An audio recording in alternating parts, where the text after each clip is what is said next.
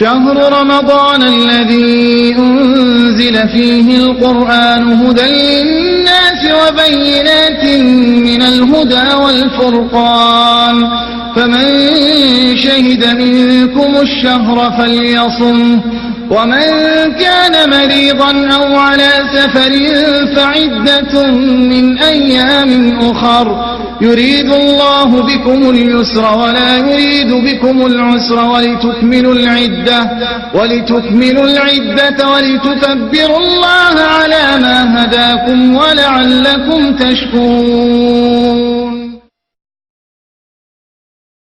إن الحمد لله نحمده ونستعينه ونستغفره ونعوذ بالله من شرور أنفسنا من سيئات أعمالنا يهده الله فلا مضل له وما يضلل فلا هادي له أشهد أن لا إله إلا الله وحده لا شريك له وأشهد أن محمدا عبده ورسوله ما بعد والسلام عليكم ورحمة الله وبركاته. I want to talk about Ramadan. I want to talk about this holy sacred month of Ramadan. Allah subhanahu wa ta'ala speaks about Ramadan in Quran in a beautiful way. And when He talks to us about Laylatul Qadr, He talks to us about the month of Ramadan at the same time. He talks to us about the month of Ramadan also in Surah Baqarah. And it was one of the places that I began to learn how to pronounce the bo, bo, which is Rama, bo, it has the dod in it. And for me, it was all brand new because I was not familiar with something like this before. I had only tried to fast maybe a couple of times as a Christian and found it to be an amazing thing. Fasting is an amazing thing, but I didn't think that it would be something that you would do on a regular basis or that so many people would do it together. I had only fasted by myself and go off somewhere, But this thing about fasting together with other people was so amazing to me. I never even imagined something like that before. When I came into Islam, I had to learn a lot of things fast. Things that you grew up with, you take it for granted, you see it every day. In fact, you don't see it. Because you're so used to it, you walk past it and never think about it twice. Should I give you an example? The difference between somebody who grew up outside of Islam and he comes to the masjid and the one that grew up in Islam begins the minute he gets to the venue, whenever he comes to the place where you're going to hold the Jummah or the gathering, whatever, because he sees all these cars stacked up everywhere.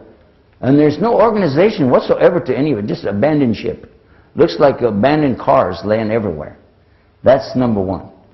When you walk into masjid, it's common to you, very common to you, something that's so amazing to other people that they will just stop. And journalists, when they come, especially photojournalists, they'll take pictures of it. What am I talking about? What am I talking about? Shoes. Shoes, because you don't think, do you think about shoes when you walk in the masjid? No, just where I'm going to kick mine off and try to remember about where they are, so when I come out I'll know about where to pick them up, right? That's it. But to a non-Muslim that walks up and goes, shoes? Is there a sale on shoes? Is Salvation Army or Goodwill or what is this? All these shoes laying everywhere. Is it, like a care package or something? Why all the shoes everywhere? Because if you've never seen that before, you just go like, wow. We don't even think about it. Right? Well, another thing. When I got a little bit further into the masjid, another thing that hit me was I passed by this tiled room. It had like light green tiles in there and these little tile stools that were attached to the floor, these square box things looking, and people sitting on them. And what were the people doing? Throwing water all over the place. Is what it looks like. Somebody doesn't know, you walk in and this water is just going in all directions and the people are in there and they're mumbling, saying something and doing this. You look like, wow. And people standing in line to get in there so they can do it next, And again, you and I would just, as Muslim today, would just pass by and go, okay, we'll think nothing of it. But the first timer looks at it like, oh, wow, what's going on here? We thought we were the only ones doing baptizing. These guys do it every time they pray. So many things, you know. And then the next thing, when you get actually into the Masala area, and you look around, and you go, who stole all their furniture? They don't have any, you know, those things in the church, those long benches, what they're called, pew. And don't ask me why. That's one of the words I never did look up. I don't know what it means. But these pews are all over the place, and you look in and there's nothing. Also, often in the churches, they have a raised area in the front, and that's where they have the stage where they put on such things as the singers come out, they're called a choir, and they'll come out and do that. And the piano and organ will be somewhere and all of that. We'd have all this going on, and that was one of my jobs as a music minister. And so I come in and you don't even have that. I remember a Catholic priest friend of mine who visited a mosque, and he came back from the mosque, and I remember asking him, what do they do in that place? We'd never been in a mosque. We said, what do they do in there? He said, well, some men came and they lined up, and they stood there for a while, and they bent over, and then they stood up, and they bowed down on the ground, and do that a few times, and they left. I said, that's it? He said, that's it. I said, what kind of music did they have? He said, they didn't have any music. I said, how are you going to worship God without any music? Do you see how different it looks to somebody else? Have any of you ever been in a church? Anybody been to a church? And watch them? And actually go in and see them, and you think, man, is this different? Huh? It's so different. That's true. It really is different. But my subject tonight was I want to particularly talk about Ramadan. And I was remembering back my first Ramadan, that as it approached, it was one of the things that I was afraid of when I came into Islam. Because I was told, and I heard from some people, not Muslim, that if you leave Islam, they're going to cut your head off. Okay? And I was worried because what if I can't fast? What if I get really hungry and I just say I can't take it anymore, I'm just going to get a drink here, or I'm going to get some food, and then bam, they're going to chop off your head. That's bad, you know. But I said, no, I believe Islam, and I'm going to try it anyway, and I just hope I make it, you know.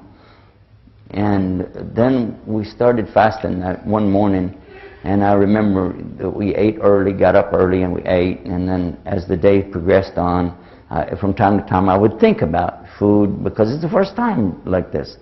By the way, when I fasted as a Christian, we have a fasting in Christianity, which is where you drink, but you don't eat. But you can drink all you want to drink. In fact, I used to make lemonade and put honey in it, lots of honey, you know, and actually you feel pretty strong after you... And we would go like 3 days with no food. But you got all this drink going for you, you know what I mean? And you don't think about it in the same terms as a Muslim, because he's given up all intake. Any intake can break your fast. You have to be really careful. Even if you get a drip, you know, if you go to the hospital and they give you what they call the drip, where they give you the glucose injection, if that happens, that breaks your fast, because it's considered ingesting. So, wow, here we are, this is a brand new deal. And about 10 o'clock in the morning or so, I'm starting to think, it's time for my usual cup of coffee. Nope, no coffee. Okay, it's all right. You get closer to noontime, well, a little bit hungry, but I'll be okay. And then we get busy with some other things, and around 3 or 4 o'clock in the afternoon, you start feeling a little bit, you know what, like weak, or kind of like a little bit dizzy, because it's the first time. Now, most of you, probably you fast so much, it doesn't, you don't think about it. I know some other reverts here, people that came to Islam, they're fasting a lot. Even if it's not Ramadan, they're still continue fasting many days. And so then for them, they keep on working. But I was thinking, wow, you know, and alhamdulillah, by the way, when I was fasting, it was short days. It was very short days when we first started out with this. And I recall that as we approached the time, I was watching the clock, like somebody who's on Friday afternoon ready to leave work, you know. Click, click, click. 7 more minutes. Okay. 3 more minutes. Okay. 1 more minute. Okay. You know, and they give you the glass, you know, and you're like this.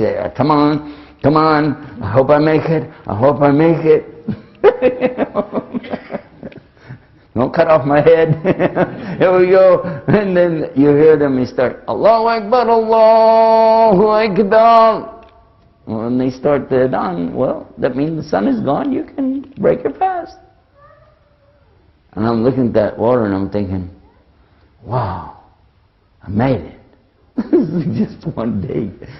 Start to sip that, and I thought, that is the best tasting water I ever had. What kind of water? Where'd you get this good water from? We've got to get more of that. He said, out of the tap over there. Amazing. That was how the Ramadan began for me. The second day was tremendously easier because I realized I had already made it once. There's some psychology in this. By the way, I don't know if you ever thought about it before, but when a person has never done something, has never ever done something, there are many blocks in the way in his psyche to keep him from doing it, whether it's good or bad. But once he's done something the first time, that second time is really, really easy. Well, that's, alhamdulillah, something good for fasting, for doing salat, even for Hajj. The second Hajj is a lot easier to handle than, because you've already done it. You know what it's about. It's just a matter now of taking off for the work and getting the money together. But you don't have all these things in your head about, well, what would it be like? What if I die? What if, you know? But after you've done it once, second time is easy. Isn't that true for smoking cigarettes, drinking alcohol, drugs, illegal sex? All of those things, after you did it the first time, number 2 is really easy. This is why it's important, by the way, for us to encourage our children to do the things that are good in Islam and to absolutely abstain from those things that are bad. Because once they've done it, the second time is too easy. Allah is protecting you from a lot of things. And fasting is one of those ways to get protection. Look what Allah says in the Quran about this. Ya ayyuhalladhina amanu kutiba alaykum as-siyam. He said, "O you who believe, enjoined on you, ordered for you, is this obligation of fasting, as it was kama, which means like, alladina, those, min qablikum, those before you." And then look what he says, the reason comes right after that, so that you can attain a taqwa. Now this I found to be very, very important, because when you look in the beginning of the Quran, you start seeing a pattern there. Probably you know this much better than me, but as I'm one discovering Islam every day, I have to go slow and analyze and think what's being taught and ask the teachers, the elders and scholars about this subject to be sure I understand appropriately. We have a verse in the Quran that you and I are saying 17 times a day, every single day. There's a verse in Surah Fatiha that this verse has so much importance that it was mentioned by one of the scholars, the teachers from Egypt. He said this was a verse never revealed before. That Allah subhanahu wa ta'ala had sent many verses, of course, to the people before us, but this verse had never been sent before. And this is from the Prophet sallallahu alaihi wasallam. He said there was a verse in the Quran which never revealed before. And this verse is in Surah Fatiha. Who knows the verse? Which one of the verses? Do you know? Ihdina siratal mustaqim. Now you think, well, wait a minute, we say it all the time. Didn't I just tell you that we take for granted the things that others would find truly amazing? And that statement is so amazing that when I understood it, the first time I read a Yusuf Ali translation, and I read that and I thought, this must be the right religion. Why? The translation says, guide us to the straight path. You might think, well, that must be in the Bible somewhere. I got news for you. It's not. I made the effort to go through the Strong's Concordance and cross-reference of every single word that's in the Bible. This book is about this thick. It is so huge, if you're not careful when you open it up, you can break the back of it. It is that big. And you go through and you look page after page after page, you don't find this statement. You find many things that will lead up to the conclusion you need to ask it, but it doesn't actually say it. And here you have this clear thing. Not only do you have it in the Quran, you have it in Surah Fatiha, and you have it on your lips 17 times a day, asking for the guidance of Allah. Don't you see how Allah has perfected this deen for us? You don't realize how many times a day you're asking for exactly what you need, while the rest of the people don't even know what they need. You just take it for granted. But you don't realize how powerful this is. Because watch what happens next. It says in there, the path of those who have the na'mah, the big favor of Allah. To be sure, not only did you ask for guidance to the straight path, but you're defining, He's showing you how to define which path it is that you're supposed to be on.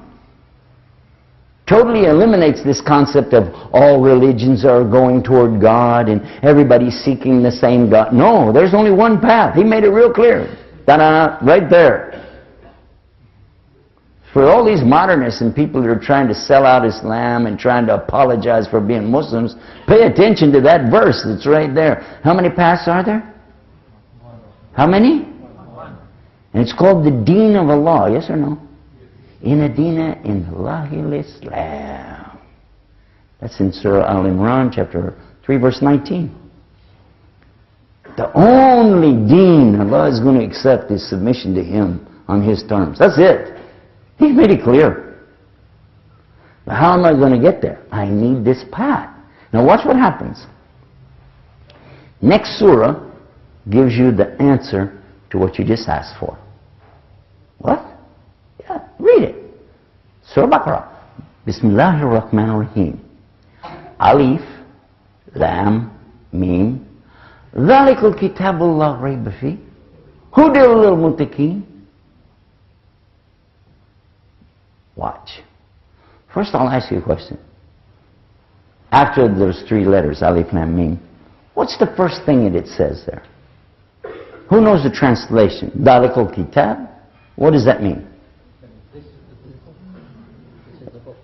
In Arabic, Hadha means this. Hadha means this. That book. That book. How many of you ever thought about that before? Never thought about it, right? Just reading translations will do that to you. If you read translations to Urdu, translations to English, you're going to be stuck with what somebody said. But the book being spoken about here is not a book you're holding in your hand, because if it was, it would have said, Hada. It's talking about the book with Allah, Fi Lawhim Mahfuz. Whoa. So again, you see how many times we can learn something just by when somebody new comes and they look and they go, wow, look at that, and you're going, I was just passing by it every day, I didn't catch that. But that is the book we're in there, La Rayba Fi. What does this mean? No doubt. This is it. This is the book Mubin. This is talking about the most clear, only one. This is it. And it immediately implies that there must be another book out there somewhere that has doubt in it. Uh-oh. And if you read the whole Quran, you'll find out what book that is. You hear it referred to all the time. You even know who played with it and how they twisted it. That's in the Quran. Read it. I was so amazed. I'm not even to page 3 in Quran, and I'm like this. Wow! Then the next thing it comes, and this is the answer to what you asked for. Ihdina. Now, by the way, ihdi is the imperative. That means an order that you give somebody. Like when you say qara'a or qari, you're talking about reciting. But when you say iqra, you're ordering somebody to recite. Iqra, you recite. It's like an order like this. So when you say ihdina, ihdi, I'm going to stop there because dina means us. Ihdi means you guide me. You didn't say please, by the way. You're ordering Allah to guide you. Allah likes that, by the way. He doesn't care. Doesn't hurt his feelings. It actually, Allah, you know, it's amazing how Allah actually likes when somebody says, Allah, I need your help. Why? Because you didn't ask for anybody else's help. You didn't. You were very clear. You knew who to ask. Allah likes that. He'll get upset with you. But then look what it says. Hudal lil muttaqin. Huda. What's Huda? It's guidance. You asked for guidance, here it is. Ihdina siratal mustaqim. Hudal lil muttaqin. This what you're reciting right here will be a guidance. A guidance. But for who? Keep reading. الذين يؤمنون بالغيب ويقيمون الصلاة ومما رزقناهم ينفقون. Oops. Oh boy. There's some conditions to getting this guidance, aren't there? Oh boy. I have to believe in the unseen. Allah's in the unseen. Hellfire is in the unseen. Jannah is in the unseen. The jinn are in the unseen. And if you deny any of the things that Allah talks about in the Quran as unseen, you just lost what? Your guidance. Like that. That's how critical it is not to play with this deen. Don't play with it. Don't deny it. If Allah says something, we believe in it. All of it. And when He gives the order, we hear. Seminar, we hear and we obey. Otherwise, what are you going to lose? Hidayah. Just like that. They believe in the unseen. They establish proper worship at the proper times.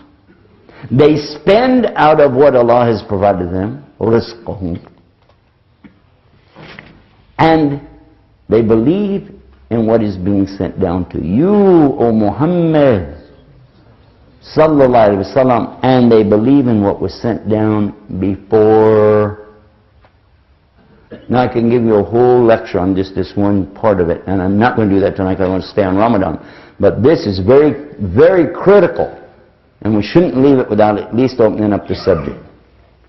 Because Muslims today have been highly influenced by an emotional charge brought about by a few people who are quite eloquent in speech, very motivated toward debate, but not really scholars of Islam.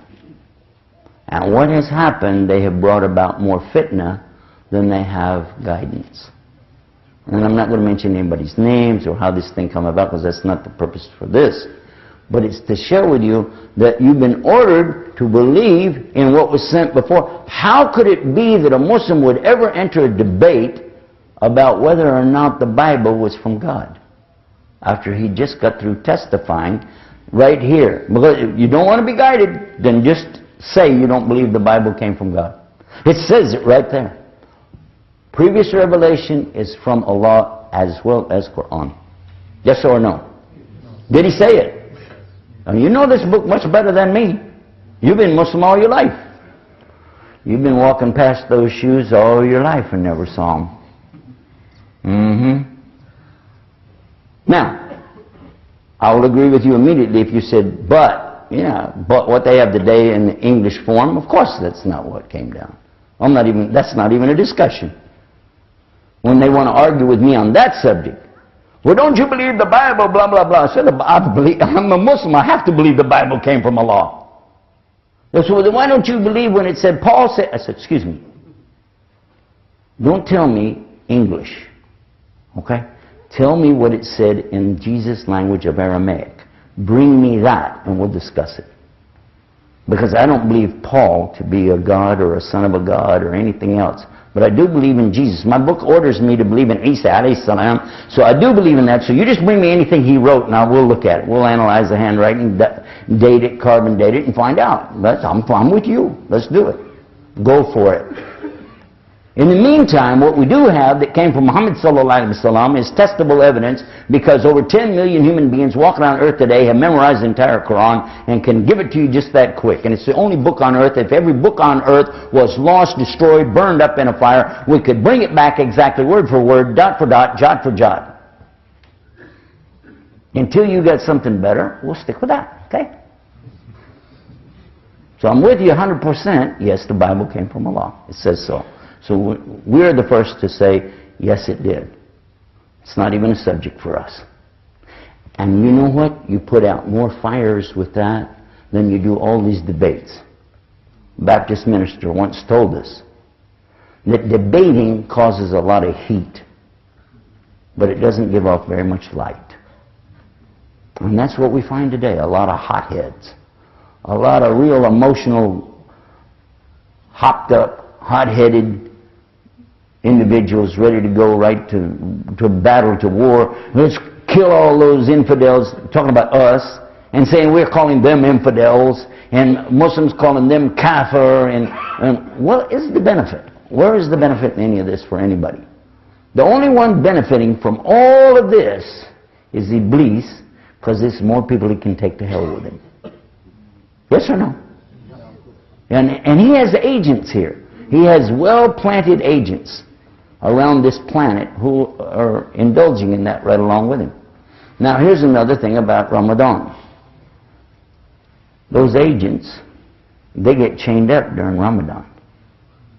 I like that. I love Ramadan. Don't you love Ramadan? The day it starts, you just feel like, it feels good. And you wonder, what is it? You think it's because you're fasting? It is, partially. But it's also because the shaitan are chained up. Yeah. They're not nailed to the floor. They can still move about a bit with those chains. I know. There's still a little bit of it. But nothing like it, nothing like the rest of the year, is it? Subhanallah. Subhanallah. How great is this fasting? I'm going to come back to what the Quran was telling us about this guidance, though. Because I need hidayah. And the way I'm going to get hidayah, Allah says I need taqwa. Okay, the key, there's a muftah in Arabic language, it means key. And the key to this hidayah is a taqwa. He just said that. Hudal al-mutaqin. Taqin. And this een at the end is plural. So I want that. And that's why I want to show you in the same surah, verse 183, when Allah says, Ya ayyuhalladhina amanu kutiba alaykum as-siyam. And then he's continuing by telling you, as it was ordered for those people before you, that you may attain a taqwa. That's one of the ways. Another way, establish the salah. Another way, pay the zakat. Another way is regular charity. All of these things help you build this taqwa. And when the taqwa comes, then what comes with it? Hidayah. Okay, so this means we need to digress for a moment to consider what another scholar shared with us at the beginning day of Ramadan.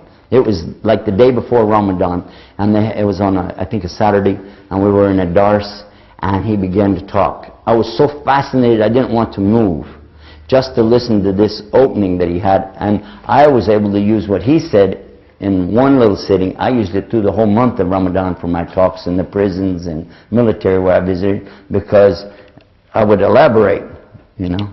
I only caught one of his sessions, but it lasted a whole month for me. Imagine if I could have spent a month with the Sheikh. But he talked about a taqwa. Now, how many of you think you know what taqwa means? You know what's taqwa, right? Right, what is it? Tell me in English. It means piousness? Fear of God? Give me a definitive word in English. Taqwa means patience. I thought that was sabr. Hold on. Because nobody got it right. Obedient to Allah? Actually, you're getting close, but that's still not it. Actually, the word taqwa itself, seeking refuge and having a shelter. A word, brother. That's a paragraph. Fear? Actually, fear is a result of the word itself, though. The word taqwa actually means a petition. It means a veil, a petition. That's what it means. Go look it up in the Mawrid and see for yourself. You'll be surprised. A lot of words that we give a meaning to, we don't really know because we didn't ever go look it up. We didn't sit with the scholars. We didn't really ask them. We just assumed that Yusuf Ali knew everything there was to know about the Quran and took it. But in fact, this word taqwa means to put a petition between you and... No, you can't do anything between you and Allah. He can see you wherever you are. He can hear you wherever you are. He knows everything. No, it's not between you and Allah. It's between you and the punishment of Allah. Put a petition between you and Allah's ghadab. Got it? Again, it fits like you're putting together a puzzle. Go back and look at Fatiha again. You'll be surprised. Remember what it said right after when you were describing the path. You said, the path of those that have your favor. غَيْرُ الْمَغْضُوبِ Maghdubi is ghadab. The people that have Allah's ghadab. Ghadab means rage or wrath. Anger. Real heavy duty anger. Put a petition between you and the anger of Allah. Let's digress again just for a minute and look at something. On the Day of Judgment, another hadith of the Prophet sallallahu alaihi wasallam, very famous hadith, you probably know it better than me, that on the Day of Judgment, they're going to be standing there and the sun will be brought close, people will be standing in their own sweat, it'll be so hot, even the kuffar, they know, even if I go to hell, I don't care, I just got to get out of this day, because they're standing and standing and standing, and people don't have any clothes on, and it's just so hot, and it's miserable. So some of them said, go to Adam. Go to Adam. They go to Adam and they tell Adam, you're the father of all of us, and you're a prophet and everything. Go to Allah and tell him to start the judgment. And look at the response of Adam alayhi salam. Your Lord, and he uses the word ghadab, is angry today as he's never been angry before, and he'll never be this angry again. I have my own sin. Go to Ibrahim alayhi salam. They go to Abraham, peace be upon him. With a similar statement, he gives them the same thing back again about this ghadab, this anger.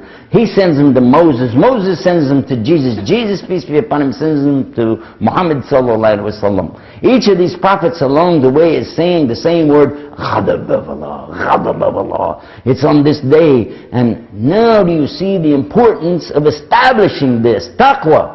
Because without it on that day, you don't have anything between you and that horrible anger of Allah that will be there on that day. But here's your chance. It's right in front of you. It's free. You're here in New Zealand, of all places in the world. Here you are, and it's still available to you right here. All you have to do is establish this taqwa. And how do you do it? One of the ways is to fast the month of Ramadan. How sweet. And it's coming up. Some of you in this room were thinking of different excuses how you were going to try to get out of it this year. Some of you were. Some of you have been contemplating, well, you know, I've been a little bit sick, or I travel a lot, and, you know, I got problems, and maybe I can find a fatwa on the internet that says that, you know, I don't have to, lazy, or whatever reason, or I didn't fast last year, what's the difference? But, you know, I told you in the beginning that once a person has done something, the second time is easier.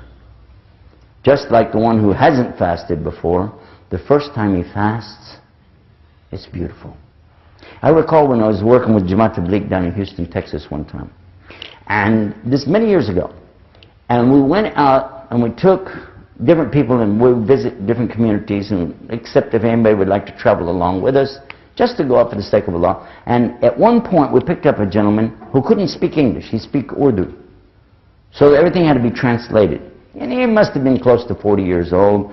Wonderful person, very, very shy, nice guy. He did smoke cigarettes. He had a bad habit of smoking, but other than that, he was very, you know, he wanted to help do something for Allah. He donated his car that we could use it, and he came along, bought the gas, that kind of thing. Now watch what happened. The day of Ramadan began, first day. And all of us are making sure we ate on time. We get up early in the morning, wake everybody up, pray Fajr, and then at night when we broke the fast, we were in a little masala in an apartment somewhere, and we just had some orange juice and everything. This man burst into tears. And he was saying some things in Urdu, and I was trying to understand what's the matter with him, what happened to him. And then I realized his tears were tears of joy. And the brothers understood what he was saying, and they were crying. And when things settled down, they translated to me and said this was the first time in his life he had ever fasted. He didn't know he could do it. It was the first time he ever tried. And he was happy and sad that he had missed all those years, but he was happy Allah let him do it. And he went through the whole month fasting so beautifully, you know. He became very good. And guess what else happened? The cigarettes went bye-bye. No more cigarettes. Because he realized, just as I can do something, I can also stop doing something. And isn't that what Ramadan's about? That during the day where we're fasting, we're not drinking, we're not eating, we're not having intercourse with our wives. No, that's true. But what else? We're also guarding this tongue from saying things. And by the way, another source of taqwa is to guard that tongue. Two things the Prophet ﷺ said, if you can guarantee me two things, I can guarantee you Jannah. This and this. And he pointed to his tongue and his private parts. Guarantee those two things, and that's a source of taqwa, isn't it? By the way, always, I never saw an occasion yet, even on the radio interview today we did with Talkback, some of you heard about that. It always comes up about hijab for women. Burqa, purda, hijab. But did you ever stop and think that the verse in Surah An-Nur starts with the letter Waw? Wa. It says Wa. And tell the believing women to lower their gaze. Wouldn't that indicate to you that there must be a verse before that? Isn't there a verse before that? Verse 30, chapter 24, it says, tell the believing men to lower their gaze. To guard their private parts. And isn't this, and Allah's telling you this, you want to talk about taqwa? There you go. That's better for you. And then, he says, and tell the believing women, essentially to do the same thing, but they need to cover themselves up. Why? Is it a punishment on them? No, it is not. It's a reward for them. But it's to prevent these men from looking at them, because Allah knows even when He gives commandments, there's plenty of guys out there who aren't going to pay attention to it, and there's plenty of non-Muslims that will still stare at the women. So it's prevention. Again, taqwa. What is Ramadan to you? Have you thought about it? What is Ramadan? It's a chance to get this taqwa. A chance to build that partition, that wall between myself and that horrible anger and punishment that's going to be coming on the Day of Judgment. Salah is another one. And this is not just about Salah, but we need to incorporate that, because Salah in Ramadan counts more for you, doesn't it? act of worship in Ramadan counts how much? How much? 70, 700, 7,000, or as much as Allah wants to count it. That sounds a pretty good deal to me. You don't get that kind of discount in the grocery store. Ever. Wow. Every single day of Ramadan has so much value for you. But think about this, the salat, just the salah, how much it's going to count for me to pray, to stand and worship Allah the way He wants me to do it. He's going to make it count so much. And here's a benefit, a real bonus for you. Won't you think about it? Again, from the Prophet ﷺ, we understand that on the Day of Judgment, one of the first things to be taken into consideration is a person's salah. Yes? First thing. And if it's in order, everything is there, good to go, pew, right into Jannah. No hisab. You don't have to stand there and account for where did you get this dollar, and where did you spend this dollar, and how did you do this, and how, no, you just shh, right on through. Why? Salah. Salah was in order. All of us have had some problems with salah at some point. Yes or no? Anybody in here thinks all of his salah is perfect? Anybody? Oh, good. We don't have any crazy people here. So, because if he said so, he's nuts. We all have a problem with that. We want our salah to be perfect, of course. But now's a chance to make up for the deficiency that we've had in the past. Get to the masjid. Be here for Fajr. Oh, but brother, don't give me the buts. I don't need that. Okay? We don't need it.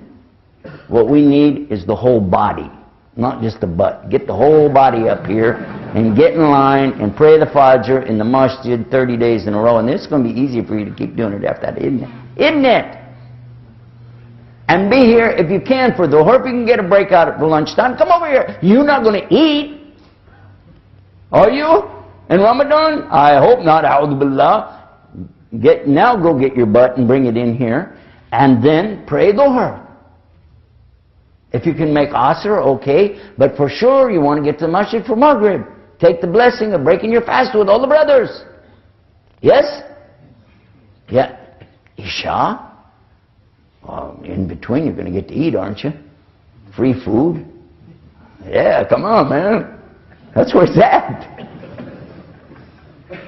And then, it gets better. After the Salat Isha, Taraweeh. And I don't know why, but Muslims love Taraweeh more than, I think, anything else. Because we see people we never saw before. Say, MashaAllah, you just moved here, brother? MashaAllah. He said, no, I've been here 28 years. Well, you just come for Taraweeh. By the way, Taraweeh is Sunnah. You don't have to do it. Where were you in Juma? Don't even open up the subject of Eid. But never mind that. Let's not worry about other people's shortcomings. Let's worry about our own. Because on Yawm al-Qiyamah, you're not going to be worried about what somebody else did. You're going to be so worried about what did I do? What did I do? Nafsi, nafsi, nafsi. What's going to happen to me today? I'm going to be scared. You're going to be scared. We're going to really, really be scared. There's going to be a few people, though, that are going to be in good shape. These people who have the taqwa, they're going to be in good shape. And what about the ones, and I'm being general as well as specific, what about the ones who just come together for the sake of Allah and leave for the sake of Allah? They'll be in the shade on a day when there isn't any shade except Allah's shade, which He is giving to who? Certain groups of people, and that is one of those.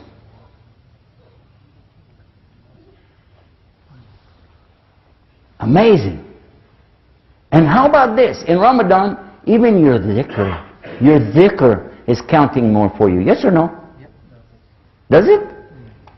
Wow, it's a good chance to really, you can't get your mouth wet with drinking, right? So get it wet with what? Dhikr of Allah. Say SubhanAllah. Say it. It's free, you're getting ajr. Don't get mad, say it, SubhanAllah. Say Alhamdulillah. Allahu Akbar. La ilaha illallah. Ah, feel good? When you say La ilaha illallah with real sincerity, just those words, do you realize what you just said? You describe the purpose of the universe. You describe the purpose for the creation of human beings. You describe the only logical answer to the biggest problem of all, which is why? And the answer is La ilaha, La ilaha, La ilaha, La ilaha illallah Muhammad Rasulullah. Allahu Akbar. Allahu Akbar. Allah is greater than anything He created. And you'll be amazed. And here you are in Ramadan now. Imagine, and you're fasting, you're praying, you're doing some good deeds. Let's give some charity. Charity will count more for me, won't it? If I would like to give some charity in Ramadan, that'll be more. That's why most people pay their zakat in Ramadan, because they feel like I'll get more reward. By the way, if you didn't pay it in Ramadan, doesn't mean you get to skip to next Ramadan. You still have to pay it. Pay it. But why stop with that? Why don't I give something extra? In fact, what do I have that I have to have? All of these things that I hold on to, I need. How many television sets do I really need? Huh? How many computers do I really have to have? How many cell phones is it hard on me to have? What about the people that are starving? They can't eat that cell phone, can they? And ringtones. We're downloading ringtones and spending money on this stuff, these services every month. We think nothing of it. What if we would just take something every day in Ramadan and say, you know what, I'm going to give $10 a day every day in Ramadan to this or that, and not tell anybody about it. Just do it. Put money in an envelope and leave it for somebody and just walk away. And if you say, well, what if they don't get it? Well, so what? It was your niyyah. Allah will give it to somebody. I guarantee you somebody will get it. You say, well, what if a crook takes it? Don't worry about where your charity goes. Stop worrying about the people collecting. We don't know what he's going to buy a new car. So what if he does? You get the reward with Allah. You get the reward with Allah. Allah will either punish him, guide him, or deal with him, but it's not your problem. And by the way, a lot of brothers ask about where should I give my zakah. Ask your imam, because he best knows where it's needed in the community. And if he advises you to do this or that or the other, remember you asked him, so do it. Be sure you remember that. Don't, if you're going to ask somebody who has the ability to give you the right answer. Your imam knows many people in a community that have many needs. And he can direct you to get the most ajr for what you have. He can. Ask the people who are in most contact with those who need. And that way you can give it. And if you want to give it silently, you don't want anybody to know, put it in an envelope. And then you can just put a name on it, or you can have them just give it to where they want to. And this will be good. And this will do what? Taqwa, again, taqwa is coming to you from this. If I stop right there, that's enough, yes? But there's more. There's so much more. Even a small deed done for the sake of Allah in this month of Ramadan will count for you so much you can't believe it. How much does Allah count? What does He count? Anything and everything. Is there anything Allah won't count if it's sincere? You eat tamar, dates, yes? And when you eat dates, there's this seed in the middle, isn't it? And when you ever look at that seed, there's a string, a piece of some little fiber. That fiber in there, by the way, can be eaten. It has nourishment, but it's not, I mean, you know. That string, that date string is mentioned in a hadith. That whoever gave that with sincerity, look how Allah will accept it. So don't be afraid to do the smallest deed in Ramadan. Look for your opportunity to do good. And then finally, let's look at this. How about this tongue? This is a great chance to control that tongue, isn't it? Because in Ramadan, your mouth doesn't really feel like talking that much anyway. You really don't. It's kind of dry, and you think, if I start a conversation, it's going to be like eating cotton or something. So there's a good chance to learn how to be quiet and listen and let your ears open up and pull from what's going on around you so that you can really understand more about this life that we're in and other people's conditions. Being more receptive and responsive to the needs of others. All of that. And this is in a great month of what? Ramadan. I could keep going on and on and on forever, but I think what I'll do now is wrap it up by telling you how Ramadan ended for me as I end my speech. As that first month of Ramadan was drawing to a close, I was getting excited. I was thinking, 2 more days, 3 more days left, just a little bit. I was really excited because I felt like we'd accomplished something here and that it was going to be over. I could go back to being normal again, Because I was still thinking, if I blow it, these guys are still going to chop my head, But I remember saying to a young Egyptian brother in the university there, who had really been very helpful to me in learning, I said to him, "Oh, gosh, only a couple days left, right?" He said, "Yes." He said, "It's only 2 days left." I said, "Isn't that great?" He said, "It's actually sad." I said, "Sad?" I was excited, it was almost over. He said, "No, brother, this is sad time, not the happy time." He said, "Because you realize maybe even tonight will be the last night of Tarawih, and then there'll be no more Tarawih till next year.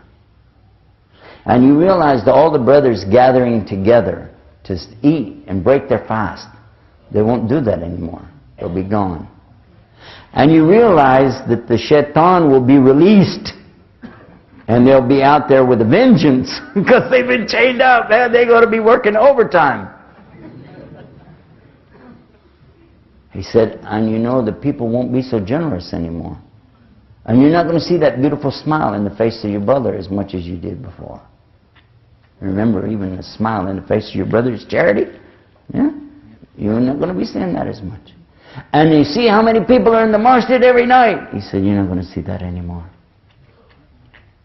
All of the things that Ramadan did was to bring close to us a little sense of what the Sahabi experienced every day. And we had it just for a few days, and now it's soon to be gone. No, brother, the end of Ramadan isn't something to celebrate. It's something really to think about in retrospect and think, I wish I had done more. What could I have done more? And then hope for another chance to live long enough to do Ramadan again next year.